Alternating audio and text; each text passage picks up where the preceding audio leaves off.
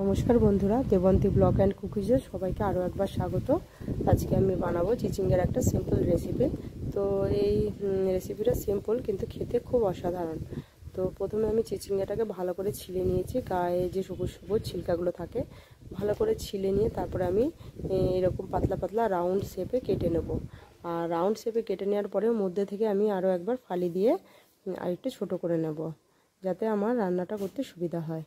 তো প্রথমে এইভাবে কেটে নেওয়া হয়ে গেছে চিচিঙ্গাটা। এবার সঙ্গে আমি বেশ খানিকটা পেঁয়াজ আর দুটো কাঁচা লঙ্কা চিড়ে নিয়েছি। আর এদিকে আমি কড়াই বসিয়ে দিয়েছি, কড়াইয়ের মধ্যে তেলও বসিয়ে দিয়েছি। তেলটা গরম হয়ে গেলে এর মধ্যে আমি সাদা জিরে আর কালো জিরে আর শুকনো লঙ্কা ফোড়ন দেবো।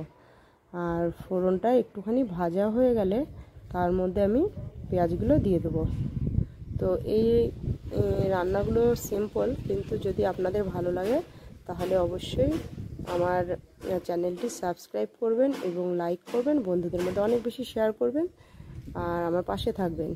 তো এদিকে তেল গরম হয়ে গেছে, মশলাও ভাজা হয়ে গেছে, আমি পেঁয়াজ দিয়ে দিয়েছি আর সঙ্গে চেরা দুটো কাঁচা লঙ্কাও দিয়ে দিয়েছি। দিয়ে পেঁয়াজটাকে আমি একটু ভাজা ভাজা করে নেব।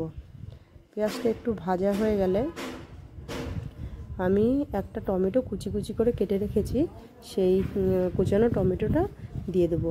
তার জন্য পেঁয়াজটা একটু লাল লাল করে ভেজে নেব। এদিকে পেঁয়াজটা প্রায় ভাজা হয়ে এসছে, এবার আমি টমেটোটা দিয়ে দিলাম। টমেটোটা দেওয়ার পরে টমেটোর সঙ্গে আরও 2-3 মিনিটের জন্য ভেজে নেব। এবার ভাজা হয়ে গেলে পরে যে কেটে রাখা চিচিঙ্গা রেখেছিলাম সেই চিচিঙ্গাটাকে আমি দিয়ে দেবো। আর তার মধ্যে নুন হলুদ দিয়ে ভালো করে মিশিয়ে সঙ্গে আরও 3-4টে কাঁচা লঙ্কা দিয়ে ঢেকে দেবো। আর ঝালটা আপনাদের হিসাব মতো নেবে, কারণ ঝালটা কেউ বেশি খায় কেউ কম খায়, যে যেরকম খায় সেরকমভাবে হিসাব করে দিতে হবে নিজেদের আন্দাজ অনুযায়ী। এবার ভালো করে মিশিয়ে নিচ্ছি, মিশিয়ে নিয়ে 5-10 মিনিটের জন্য ঢেকে রেখে দেবো। আর মধ্যে একটুখানি তুলে চেক করে নেব যে কতটা সিদ্ধ হয়েছে। আমি এখানে 5-7 মিনিটের জন্য ঢেকে রেখেছিলাম, তো অনেকটা সিদ্ধ হয়ে গেছে। আর এই সবজিটা অনেকটা নরম হয়ে এসছে।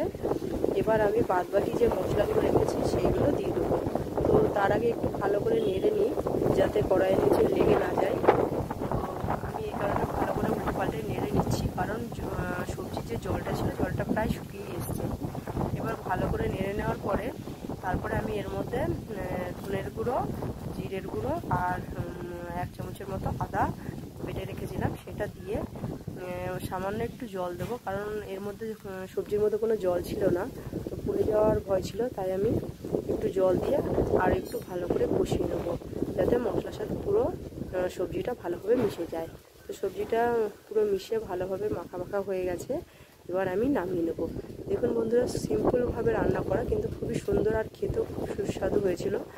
আর আপনারা অবশ্যই ট্রাই করবেন। জানি অনেকে পারেন, অনেকে আবার যারা নতুন পারেন না তারা অবশ্যই ট্রাই করবেন বা করবে। আর ভিডিওটা দেখার জন্য থ্যাংক ইউ। দেখা হবে নেক্সট।